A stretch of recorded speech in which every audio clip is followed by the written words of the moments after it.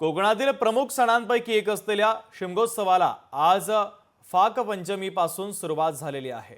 तर ढोल ताशांच्या गजर आणि शेवरची होळी आणण्यासाठी वाडी वाठारावरील लोक निघतात।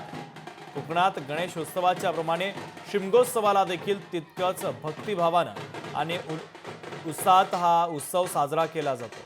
कोकणातून मुंबई स्थायिक झालेले चाकरमानी देखील खास सुट्टी काढून होळीसाठी रत्नागिरी सिंधुदुर्ग जिल्ह्यात आवर्जून येत असतात आणि कोकणामध्ये या शिमगोत्सवाचा अनोखा आनंद उत्साह पाहायला मिळत असतो।